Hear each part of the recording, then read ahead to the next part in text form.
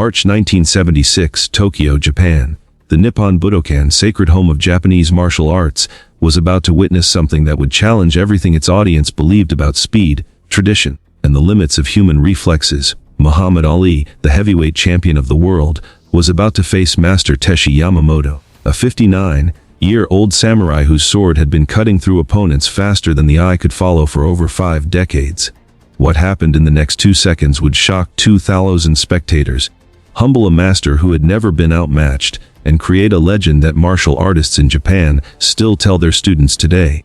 This is the incredible true story of how Muhammad Ali proved that speed has no weapon, no tradition, and no limits, and how two warriors from different worlds created a moment of mutual respect that transcended everything they thought they knew about fighting. If stories about impossible demonstrations that defy belief fascinate you, subscribe for more incredible encounters where legends test their limits and discover that greatness comes in forms they never expected. Muhammad Ali was at the peak of his international fame in 1976. At 34 years old, he was 2 years removed from his legendary victory over George Foreman in Zaire, and his popularity in Japan had reached levels that surprised even him. The Japanese people didn't just admire Ali, they were fascinated by him with an intensity that bordered on reverence. In a culture that had spent centuries refining martial arts into their purest forms, where speed and precision were studied as spiritual practices as much as physical ones, Ali's hand speed was seen as something almost supernatural. Japanese boxing commentators would show slow motion footage of his punches, breaking down the mechanics frame by frame, trying to understand how someone so large could move so fast. When Ali had arrived at Tokyo's Haneda Airport 3 days earlier, more than 5,000 fans had shown up to greet him, many holding signs in English declaring, "Ali, you are the greatest." The scene had made the front page of every major Japanese newspaper, and his every move in the country was being followed like he was visiting royalty. The cultural exchange event at the Nippon Budokan was supposed to be a celebration of both Western boxing and Eastern martial arts traditions. Ali would do some light sparring demonstrations, meet with local martial artists, and participate in an exhibition that honored the fighting spirit that connected warriors across cultures. That's where Master Teshi Yamamoto entered the picture. Master Yamamoto represented everything that was legendary about Japanese martial arts. At 59 years old, he was a 7th-degree black belt in Kendo who came from a family of samurai that traced their lineage back over 400 years. His family's katana, the sword that had been passed down through generations, was displayed in Tokyo's National Museum as a national treasure. Master Yamamoto had been training in the way of the sword since he was 7 years old. For 52 years, he had dedicated his life to perfecting the art of Ido, the quick, draw technique that allowed a samurai to draw and cut in a single motion measured in fractions of a second. He was considered one of the 3 fastest swordsmen in Japan, a master whose technique was so refined it seemed to defy the laws of physics. The evening began with Master Yamamoto giving a demonstration of traditional samurai swordsmanship. The crowd watched in silent awe as he performed cuts through bamboo so fast that the watching audience couldn't even see the blade move. He would stand with his sword sheathed, facing a piece of bamboo placed 10 feet away, and in a movement faster than the eye could follow, he would draw a cut and re-sheath the blade. A moment later, the bamboo would fall in perfect halves. The precision was absolute, the speed was breathtaking. This was the pinnacle of martial arts mastery, decades of training resulting in movements so refined they seemed to transcend human limitations. After the demonstration, the organizers invited Ali onto the stage to meet Master Yamamoto. It was supposed to be a simple photo opportunity. East meets West, boxing meets samurai tradition, mutual respect between warriors. Ali walked onto the stage with his usual confident stride, smiling and waving to the crowd. The two men bowed to each other, and through a translator, they exchanged polite pleasantries about their respective arts. But Ali, being Ali, couldn't resist adding some showmanship to the moment. He looked at Master Yamamoto's Bakken, a wooden practice sword that was safer than a sharp blade but still capable of serious damage in the master's expert hands, and said with his characteristic grin, "Master, they tell me you're the fastest sword in Japan. How fast is that blade compared to these?" He held up his fists and performed his signature shuffle, bouncing lightly on his feet while his hands moved in quick combinations that were too fast to follow clearly. The translator conveyed Ali's words to Master Yamamoto, who smiled at the champion's playfulness. But instead of laughing it off, the samurai master saw an opportunity for a teaching moment about the fundamental principles of martial combat.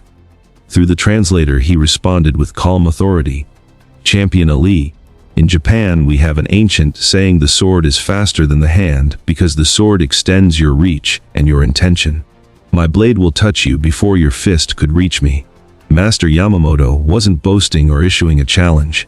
He was simply stating what he believed to be a fundamental truth about martial combat. That a weapon, properly used, would always have the advantage over an empty hand because of reach and the ability to cut through space faster than a punch could travel.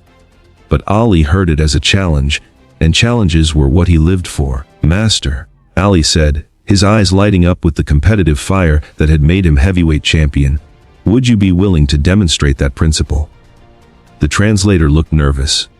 This wasn't in the program. The evening was supposed to be about cultural exchange and mutual respect, not an actual test of skills between a boxer and a swordsman. But Master Yamamoto, seeing the genuine interest in Ali's eyes rather than disrespect or mockery, nodded slowly. "If the champion wishes to learn about the way of the sword, I am willing to teach." The crowd sensed that something special was about to happen. The arena went quiet. This wasn't a planned demonstration. This was two masters of different martial arts about to test their skills against each other in a way that had never been attempted before. Master Yamamoto explained the parameters through the translator.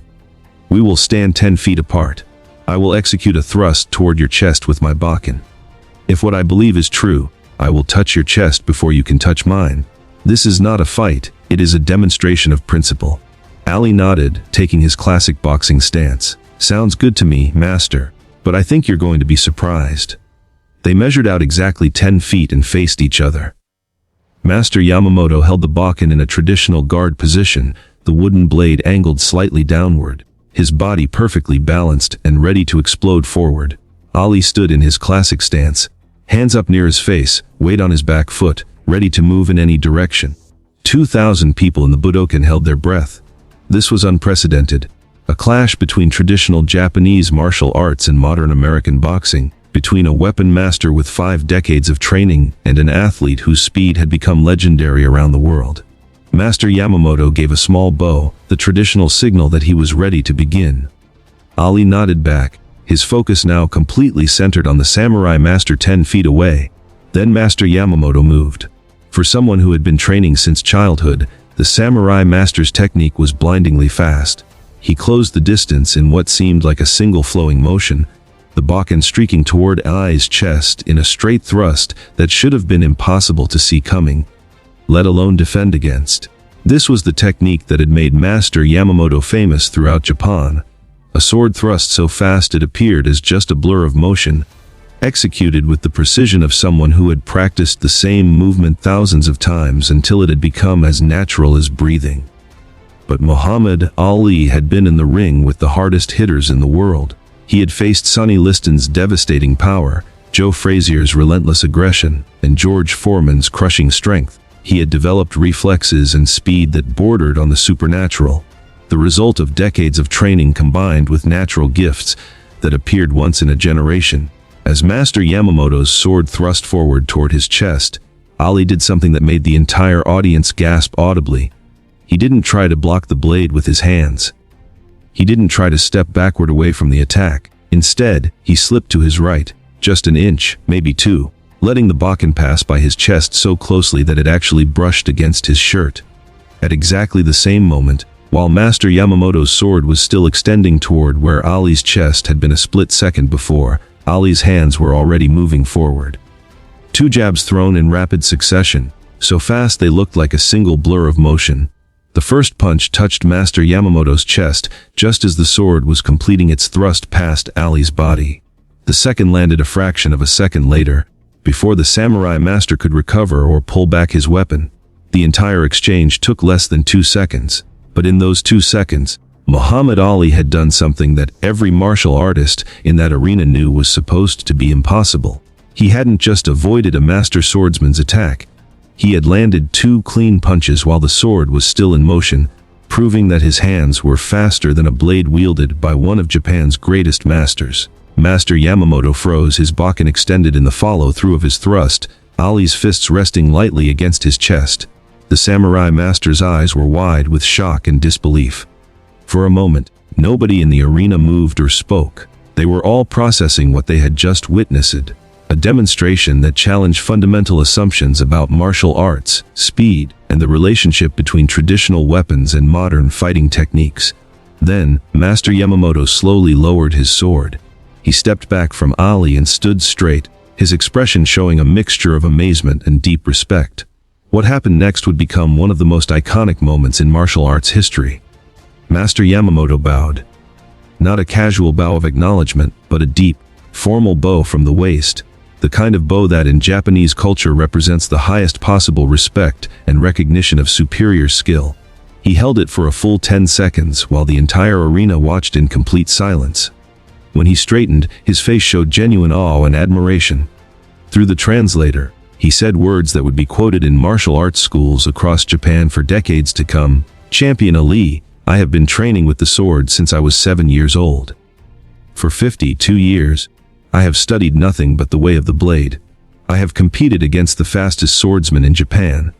I have taught students who have gone on to become masters themselves." He paused, looking directly at Ali with newfound respect. "In all that time, in all those years of training and combat, no one has ever moved faster than my blade. Until today."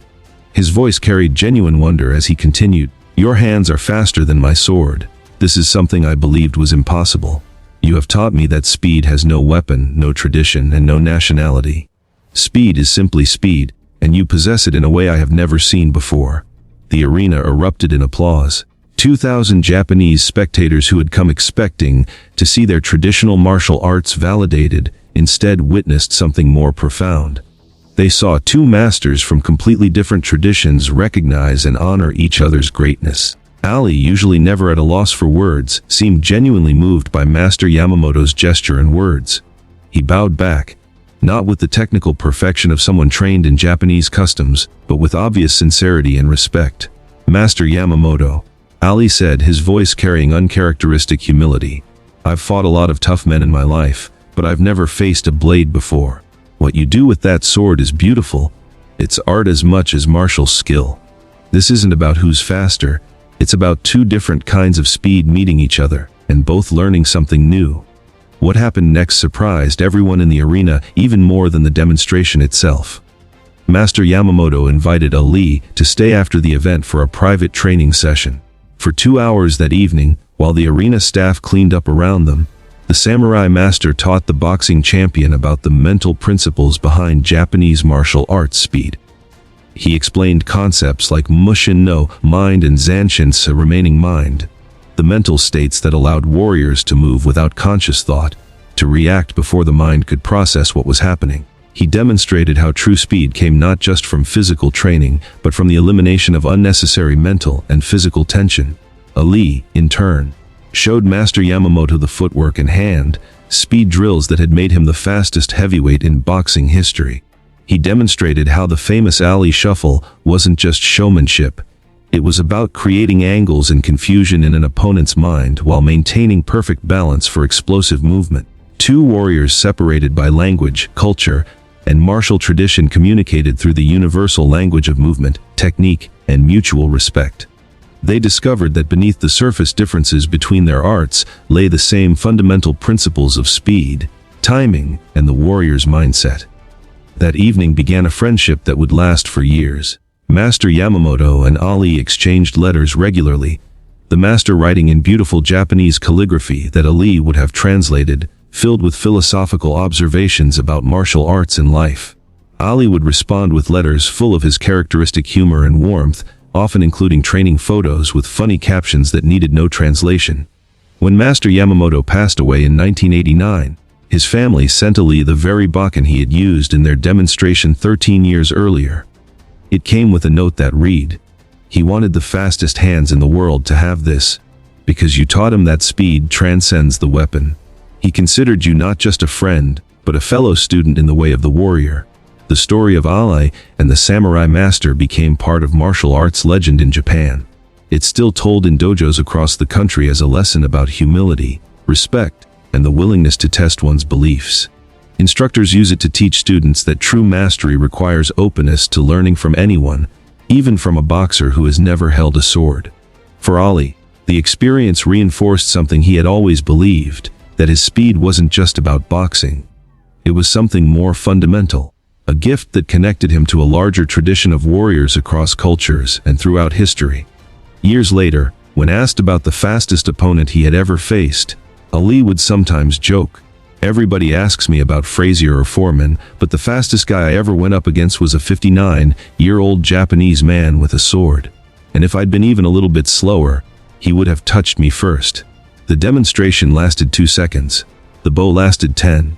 But the friendship, the mutual respect, and the legend they created together lasted forever. It all happened because two warriors from different worlds were willing to test themselves, honor each other, and discover that true greatness recognizes itself regardless of the form it takes. Muhammad Ali proved Master Yamamoto wrong in 2 seconds, but in doing so, he proved something even more important. That the highest level of any art is not about defeating others, but about transcending limitations and creating connections that honor the warrior spirit in all of us.